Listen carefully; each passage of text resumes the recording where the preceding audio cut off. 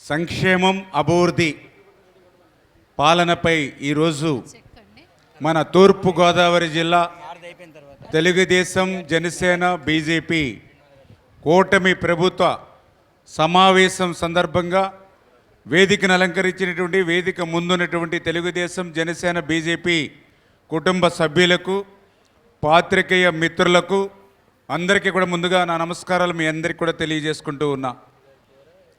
2024లో మనం అధికారంలోకి వచ్చే సమయానికి మనందరికీ తెలుసు ఆర్థిక పరిస్థితి ఎట్లా ఉందో. వెంటిలేటర్ మీద ఉన్నటువంటి ఆర్థిక పరిస్థితిని ఈ రాష్ట్రానికి గత ప్రభుత్వం వారసత్వంగా ఇచ్చినటువంటి పరిస్థితి. అటువంటి వెంటిలేటర్ మీద ఉన్నటువంటి ఆర్థిక స్థితి నుంచి ఈ యొక్క 2 సంవత్సరాల్లో ఆంధ్రప్రదేశ్ రాష్ట్రంలో జరుగుతున్నటువంటి అభివృద్ధి సంక్షేమాన్ని మనం ప్రతి నిత్యం కూడా మనం చూస్తూ ఉన్నాం. అందులో ముఖ్యంగా 200 రూపాయల పింఛన్ని ఆ రోజు 2000 రూపాయలు చేసింది చంద్రబాబు నాయుడు గారు. ఆ 2000 రూపాయల పింఛన్ని 3000 రూపాయలు చేస్తానని 1000 రూపాయలు పెంచడానికి 5 సంవత్సరాలు పట్టింది గత పాలకుడికి. ఈరోజు 4000 రూపాయలు చేస్తామనేటువంటి పింఛన్ని 4000 రూపాయలు కాదు, ఏప్రిల్ నెలలో మాట ఇచ్చామని ఏప్రిల్ మే జూన్ 3 నెలలు 3000 ప్లస్ 4000 7000 రూపాయలు అక్షరాల ఆ ఇంటి గడప దగ్గర అందిస్తున్నటువంటి ప్రభుత్వం మన కూటమి ప్రభుత్వం. దివ్యాంగుల పింఛను 5 సంవత్సరాల్లో 3000 రూపాయలకి 1 రూపాయి పెంచడానికి మనసు రాల గత పాలకుడికి. కానీ ఈ ప్రభుత్వం ఆ 3000 రూపాయలకి పింఛన్కి 500 1000 రూపాయలు కాదు, 3000కి 3000 కలిపి 6000 రూపాయలు ఇస్తున్నటువంటి ప్రభుత్వం ఈరోజు కూటమి ప్రభుత్వం. ఈరోజు ఈ దేశంలో ఏ రాష్ట్రానికి వెళ్ళినా ఒక్క తెలంగాణలో 2000 రూపాయలు పింఛన్ ఉంది, కానీ మిగిలినటువంటి ఏ రాష్ట్రానికి పోయినా 1500 1000, చాలా రాష్ట్రాల్లో 500 రూపాయలు మాత్రమే. ఒక్క ఆంధ్రప్రదేశ్ రాష్ట్రంలో మాత్రమే 4000 6000 10,000 15,000 ఇస్తున్నటువంటి ఏకైక ప్రభుత్వం మన ఆంధ్రప్రదేశ్లో ఉన్నటువంటి కూటమి ప్రభుత్వం అనే విషయాన్ని ఈ సందర్భంగా తెలియజేసుకుంటూ ఉన్నా. ఆ రోజు జగన్మోహన్ రెడ్డి చెప్పాడు, మీ పిల్లలకు మేనమామగా ఉంటానని చెప్పాడు. ఆయన సతీమణి భారతీరెడ్డి గారితో ఇంటింటికి వెళ్ళి ఒక బిడ్డని బడికి పంపితే 15,000, 2 బిడ్డలను బడికి పంపితే 30,000 రూపాయలు అని చెప్పింది. అధికారంలోకి వచ్చాక మాట తప్పి మడమ తిప్పి ఒక బిడ్డకి మేనమామగా ఉండి మిగిలినటువంటి బిడ్డలను రోడ్డు మీద వేసినటువంటి పరిస్థితి ఆ రోజు. కానీ ఈరోజు కూటమి ప్రభుత్వం తల్లికి వందనం కింద ఎంతమంది పిల్లలుంటే అంతమందికి ఈరోజు తల్లికి వందనం. 2 పిల్లలుంటే 26,000, 3 పిల్లలుంటే 39,000, 4 పిల్లలుంటే 52,000, 5 పిల్లలుంటే 65,000. ఈ మాట నేను చెప్పడం కాదు, సాక్షాత్తు గత పాలకుడ నియోజకవర్గమైనటువంటి పులివెందుల నియోజకవర్గం నుంచి ఒక ఆమె వాట్సాప్లో పెట్టింది. ఆమె చాలా క్లియర్గా వాట్సాప్లో వీడియోలో చెప్పింది, గతంలో నేను ఓటేసినటువంటి ఎమ్మెల్యే ముఖ్యమంత్రిగా ఉన్నప్పుడు నా 5 పిల్లలుంటే 13,000 రూపాయలు నా అకౌంట్లోకి వచ్చాయి. కానీ ఈరోజు చంద్రబాబు నాయుడు గారు ముఖ్యమంత్రిగా ఉండగా నా 5 పిల్లలకి 65,000 రూపాయలు వచ్చాయని సాక్షాత్తు పులివెందుల నియోజకవర్గం నుంచే ఈవేళ వాట్సాప్లో వీడియో పెట్టింది అని అంటే, ఈవేళ తల్లికి వందనం ఈరోజు ఆంధ్రప్రదేశ్ రాష్ట్రంలో ఎట్లా అమలు చేసుకుంటూ పోతూ ఉన్నామో. కేంద్రం సాయంతో ఈవేళ 20,000 రూపాయలు పెట్టుబడి సాయంగా రైతుకు అందించేటువంటి కార్యక్రమం అన్నదాత సుఖీభావ్. కానీ 5 రూపాయలకి అన్నం పెట్టేటువంటి అన్నా క్యాంటీన్లు ఈరోజు 5 కోట్ల మంది ఈవేళ ఈ 2 సంవత్సరాల్లో కడుపు నింపేటువంటి కార్యక్రమం.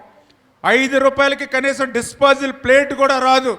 అటువంటిది ఈవేళ 5 రూపాయలకే పేదవాడి కడుపు నింపుతున్నటువంటి పరిస్థితి ఈవేళ ఆంధ్రప్రదేశ్ రాష్ట్రంలో. మహిళలకు ఉచితంగా ఆర్టీసీలో టికెట్ లేకుండా ప్రయాణం చేస్తూ ఇప్పటికీ చూస్తే దగ్గర మరి 79 కోట్ల టికెట్లు ఈవేళ లేకుండా ఈవేళ మహిళలకి 2 సంవత్సరాల్లోనే ఉచిత ప్రయాణం కల్పించినటువంటి ప్రభుత్వం ఈరోజు మన కూటమి ప్రభుత్వం. ల్యాండ్ టైటిలింగ్ యాక్ట్ని రద్దు చేసి ప్రైవేట్ ఆస్తుల్ని కాపాడినటువంటి ప్రభుత్వం మన ప్రభుత్వం అనేటువంటి విషయాన్ని, అదేవిధంగా 3 గ్యాస్ సిలిండర్లు ఉచితంగా ఈరోజు అందించేటువంటి కార్యక్రమం కానీ, ఆర్టీసీ బస్సు ద్వారా ఇబ్బంది పడుతున్నామని ఆటో డ్రైవర్లు చెప్తే వాళ్ళ అకౌంట్లోకి 15,000 రూపాయలు ఇచ్చేటువంటి కార్యక్రమం కానీ, వేవర్స్కి 200 యూనిట్లు మగ్గాలుంటాయి, పవర్ లూమ్స్ ఉంటాయి 500 యూనిట్లు ఉచితంగా అందించడం కానీ, మత్స్యకారులకు 20,000 రూపాయలు ఉచితంగా వాళ్ళకి వేట నిషేధ సమయంలో ఇచ్చేటువంటి విషయం కానీ, ఈ రకంగా పెద్ద ఎత్తున సంక్షేమాన్ని చేసుకుంటూ మరొక పక్కన అభివృద్ధిని కూడా గతంలో మనం చూసాం.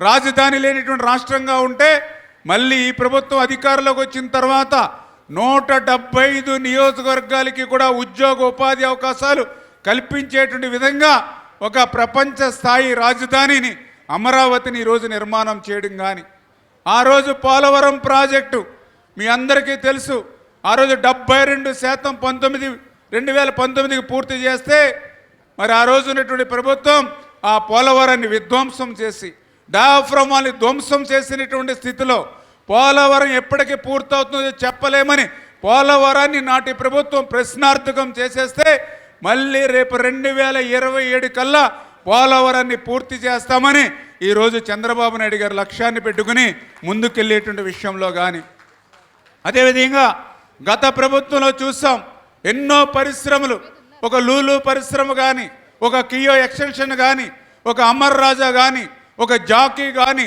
ఈ రకంగా 400 పైబడి పరిశ్రమలు ఈ ఆంధ్రప్రదేశ్ రాష్ట్రం వదిలిపోతే మళ్ళీ ఈరోజు పెద్ద ఎత్తున పరిశ్రమలను పారిశ్రామికవేత్తలను ఈ ఆంధ్రప్రదేశ్ రాష్ట్రం తీసుకొచ్చి ఉద్యోగ ఉపాధి అవకాశాలు కల్పించడంలో కానీ, అదేవిధంగా గతంలో చూసాం ఎక్కడ కూడా రోడ్లు వేయడం మాట్లాడించి కనీసం గొంతలు కూడా పూడ్చలేనిటువంటి పరిస్థితుల్లో రహదారులే ఆ రోజు మరి నరకాసునికి రహదారులే ద్వారాలుగా ఉన్నటువంటి పరిస్థితుల్లో మళ్ళీ ఈరోజు ఆ గొంతులన్నీ పూడ్చి మళ్ళీ వీళ్ళటు R&B కానీ, ఇటు పల్లె పండుగ ద్వారా పవన్ కళ్యాణ్ గారి ద్వారా గ్రామానికి ఇంటింటికి CC రోడ్లు కానీ, ఇట్లా అభివృద్ధి సంక్షేమాన్ని రెండు కళ్ళుగా ఈరోజు ఈ యొక్క కూటమి ప్రభుత్వం ముందుకు తీసుకెళ్తూ ఉంటే ఈరోజు గొడ్డలి పార్టీ విష రాజకీయాలు చేస్తూ ఉంది. అబద్ధాలని అసత్యాలని రోజు టన్నులు అచ్చులు కొట్టి తమ అవినీతి పత్రికలో వేసి ప్రజలకు అభూత కల్పనలు చెప్తూ ఉండేటువంటి పరిస్థితి. ఏదైతే వాళ్ళ నాయకుడు చెప్తూ ఉంటాడు, వాళ్ళ పార్టీ వాళ్ళు చెప్తూ ఉంటారు, రేపు అధికారంలోకి వస్తే రేపు రప్ప అని నరుకుతామని. ఎవరైనా 11 సీట్లకి ఇచ్చి ప్రతిపక్ష హోదా కూడా లేకపోతే కనీసం వాటి నుంచి జ్ఞానం తెచ్చుకొని వాటి నుంచి కనీసం పాఠాలు నేర్చుకుంటారు. రేపు అధికారంలోకి వస్తే ఇంతకంటే సంక్షేమం ఇంతకంటే అభివృద్ధి ఇస్తామని చెప్తారు. కానీ వాళ్ళు ఏదో గంగమ్మ జాతరలో పొట్టేళ్ళను నరికినట్టుగా రప్ప అని నరుకుతూ ఉంటారు. ఏదైతే మొన్న పుట్టినరోజులు చూస్తాం జగన్మోహన్ రెడ్డిది, ఎవరైనా పుట్టినరోజులు అంటే కేకులు కట్ చేస్తారు, లేకపోతే పళ్ళు బిస్కెట్లు, లేకపోతే వాళ్ళ శక్తి కొలిది ఏదో హాస్పిటల్కి వెళ్ళి సాయాలు చేస్తారు, కొంతమంది ఏదైతే రక్తం దానం చేస్తారు. కానీ జగన్మోహన్ రెడ్డి ఏం పిలిపించాడో వాళ్ళ నాయకులు ఏం మాట్లాడుకున్నారో కానీ ఎక్కడ చూసినా కూడా గొడ్డళ్ళు పట్టుకొని మరి ఏదైతే ప్రతి వెహికల్ మీద కూడా గొడ్డల్ని తిప్పుతూ ఆ బైక్స్ మీద వాళ్ళు వీరాంగం మనందరం కూడా చూసాం. ఆ యొక్క పొట్టేళ్ళని తెచ్చి నడి రోడ్డు మీద ఆ గొడ్డలతో పొట్టేళ్ళు తలను నరికి ఆ ఉడుకు వేడి రక్తం బయటికి తన్నుతే పొట్టేళ్ళ నుంచి అది ఫ్లెక్స్ మీద జగన్మోహన్ రెడ్డి ఫోటోకి పెట్టి అక్కడ రక్తాభిషేకం చేసేటువంటి పరిస్థితి. అంటే ఈ రకంగా రేపు అధికారంలోకి వస్తే మరి ఈ గొడ్డల పార్టీ చెప్పేటువంటిది అంటే ఏదైతే రప్ప అని నరుకుతామని అంటే రేపు అధికారంలోకి వస్తే మరి 9 మాసాలు మోసినటువంటి తల్లి రేపు బిడ్డల్ని కోల్పోయి ఈ రాష్ట్రంలో బ్రతకాల. ఎన్నో ఆశలతో అత్తారింటికి అడుగుపెట్టినటువంటి ఆ భార్య భర్తను కోల్పోయి ఈ రాష్ట్రంలో ఉండాల. అంటే ఏం మెసేజ్ ఈవేళ వైఎస్ఆర్సీపీ పార్టీ గొడ్డల పార్టీ ఇస్తూ ఉంది. ఇటువంటి వ్యక్తి 5 సంవత్సరాలు ఈ రాష్ట్రానికి ముఖ్యమంత్రిగా ఉన్నాడా, ఇటువంటి వ్యక్తి ఒక పార్టీకి అధ్యక్షుడిగా ఉన్నాడా అని చెప్పి ఈరోజు ప్రజలందరూ కూడా ప్రశ్నిస్తున్నటువంటి పరిస్థితి అని చెప్పి కూడా ఈ సందర్భంగా తెలియజేసుకుంటూ, ప్రతిరోజు కూడా కులాల మధ్య, వర్గాల మధ్య, నాయకుల మధ్య, ఫ్యాన్స్ మధ్య వైషమ్యాలు సృష్టించాలనేటువంటి కుట్రలు కుతంత్రాలే ఈవేళ పేటెంట్ హక్కుగా ఈ గొడ్డల పార్టీ పనిచేస్తున్నటువంటి పరిస్థితి మనందరం కూడా చూస్తూ ఉన్నటువంటి స్థితి. ఎక్కడ చూసినా మరి ఈ యొక్క అచ్చుల అబద్ధాలనే నమ్ముకుని ఈవేళ జగన్మోహన్ రెడ్డి మరి ఏదైతే ఈవేళ మాట్లాడుతూ ఉన్నాడో దీన్ని ఎప్పటికప్పుడు మనందరం కూడా తిప్పికొట్టవలసినటువంటి అవసరం కూడా ఉంది అనే విషయాన్ని కూడా ఈ సందర్భంగా తెలియజేస్తూ ఉన్నా. ఎందుకంటే మనం కూడా ఈవేళ గోదావరి డెల్టాలో ఉన్నాం. ఆ రోజు కాటన్ మహాశయుడు ధవళేశ్వరం బ్యారేజీ కడితే ఈరోజు మనం 2 పూటలు అన్నం తింటూ ఉన్నాం ఈవేళ గోదావరి డెల్టాలో. అటువంటి గోదావరి డెల్టా మన కాటన్ మహాశయుడు మనమరాలు వచ్చి ఆ యొక్క ధవళేశ్వరం బ్యారేజ్ దగ్గర చూసి ఆ వృధాగా పోతున్నటువంటి గోదావరి వరద నీరు చూసి మా తాత ఈ బ్యారేజీ కట్టిన తర్వాత ఇన్ని సంవత్సరాలైనా ఒక్క ప్రాజెక్ట్ కూడా పైన కట్టలేదా అని ఆమె ప్రశ్నించింది అని అంటే మరి ఈవేళ దానికి పరిష్కారం ఈవేళ చంద్రబాబు నాయుడు గారు కూటమి ప్రభుత్వం మరి చేస్తున్నటువంటి పరిస్థితి పోలవరం ప్రాజెక్టు ద్వారా. అటువంటి ధవళేశ్వరం బ్యారేజీకి సంబంధించినటువంటి గేట్లు ప్రమాదంగా ఉన్నాయని 5 సంవత్సరాల జగన్మోహన్ రెడ్డి చెవిలో అధికారులు చెప్తే పెడ చెవిని పెట్టినటువంటి పరిస్థితి. నిజంగా ధవళేశ్వరం గేట్లు కనుక పోతే మళ్ళీ ఉభయ గోదావరి ఉమ్మడి జిల్లాలు 2 కూడా మళ్ళీ ఒక చొక్క నీరు లేక ఒక్క పంట కూడా పండేటువంటి పరిస్థితి ఉండదు. ఎందుకంటే మనం మర్చిపోయాం, మన పూర్వీకులు చెప్తూ ఉంటారు ధవళేశ్వరం బ్యారేజీ లేక ముందు ఇక్కడంతా కూడా దుంపలు, కలగదుంపలు, తేగలు అవి కూడా దొరకకపోతే బంకమట్టిలో పెరిగి కలుపుకుని తినేటువంటి పరిస్థితులు ఆ రోజు. అటువంటి స్థితి మళ్ళీ ఆ ధవళేశ్వరం బ్యారేజీ గేట్లు పోతాయి. 5 సంవత్సరాలు మళ్ళీ ఒక్క రూపాయి పెట్టలా జగన్మోహన్ రెడ్డి.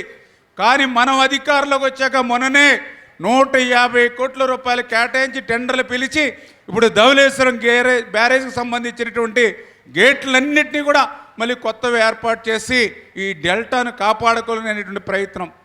ఈరోజు కూడా ఈ డెల్టాకు సంబంధించి కాలువలు కానీ డ్రైన్స్ కానీ 5 సంవత్సరాల వైసీపీ పాలనలో ఎక్కడ కూడా ఒక తట్టం మట్టి డీసిల్డ్ చేయాల, ఎక్కడ కూడా ఏ లాకుకి ఏ షట్టర్ కానీ ఒక డోర్ కానీ ఎక్కడ కూడా రిపేర్ల మాట నుంచి కనీసం గ్రీజు పెట్టి కూడా మెయింటైన్ చేయనటువంటి పరిస్థితి.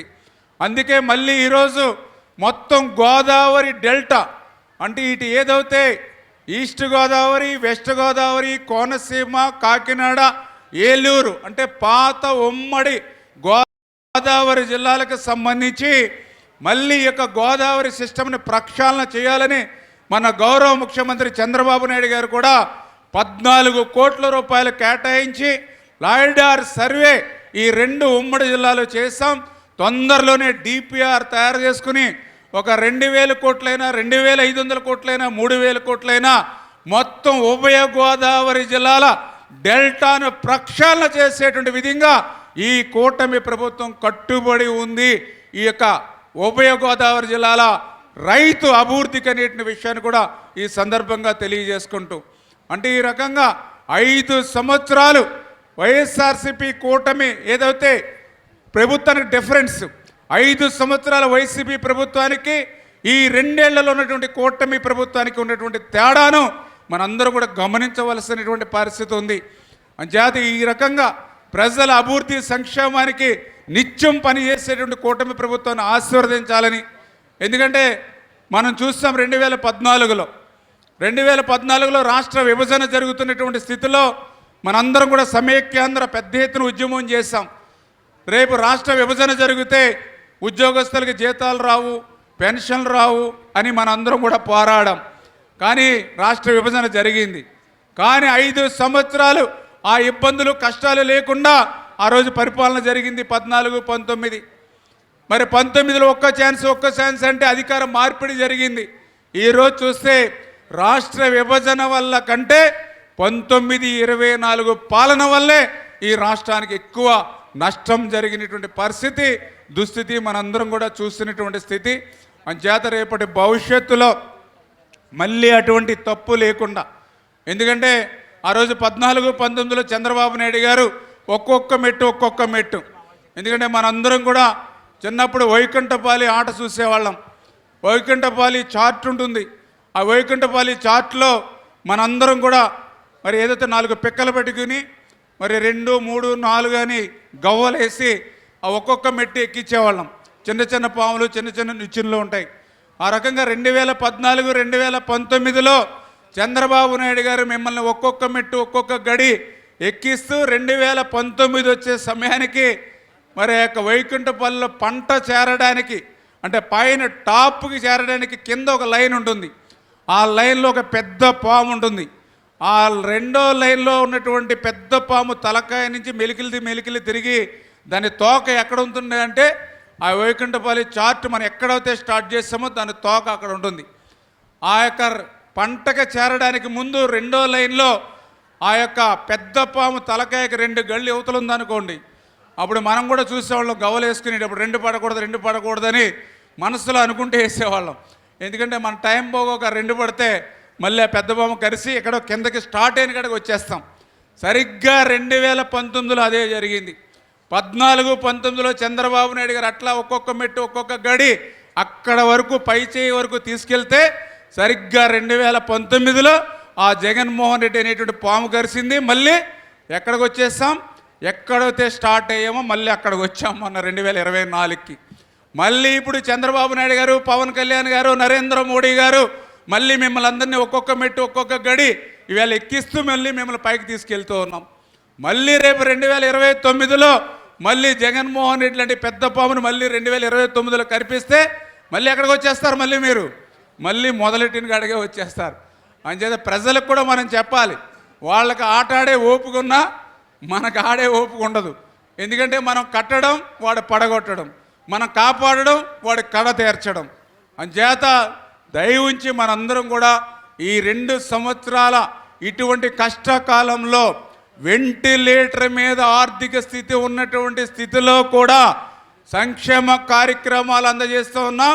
మరొక పక్క గత 5 సంవత్సరాల పాలనలో వదిలేసినటువంటి అభివృద్ధిని కూడా ఈ యొక్క 2 సంవత్సరాల్లో చేసి చూపిస్తున్నటువంటి విషయాన్ని ఎప్పటికప్పుడు ప్రజలకు తెలియజెప్పాలనే ఈరోజు ఈ యొక్క మరి జిల్లా వైడ్గా ఎన్డీఏ కూటమి మీటింగ్లు పెట్టుకుంటున్నామనే విషయాన్ని తెలియజేసుకుంటూ, మరి ఈ సందర్భంగా మనం కూడా నరేంద్ర మోడీ గారికి, ఎందుకంటే ఆయన 12 సంవత్సరాలు ఒక ప్రధానమంత్రిగా అటు జవహర్ లాల్ నెహ్రూ కానీ, అదేవిధంగా ఇందిరాగాంధీ లాంటి వారిని సైతం అధిగమించి ఈవేళ 12 సంవత్సరాలు పైబడి ఒక ప్రధానిగా బాధ్యతలు పూర్తి చేసుకున్నారని అంటే ఈవేళ భారతదేశాన్ని ఒక అత్యంత శక్తివంతమైనటువంటి దేశంగా నరేంద్ర మోడీ గారు తీర్చిదిద్దినటువంటి విధానం వల్లే ఈరోజు ఇవాళ ఈ దేశం వంక ప్రపంచ దేశాలు తలదిప్పి చూస్తున్నటువంటి పరిస్థితి.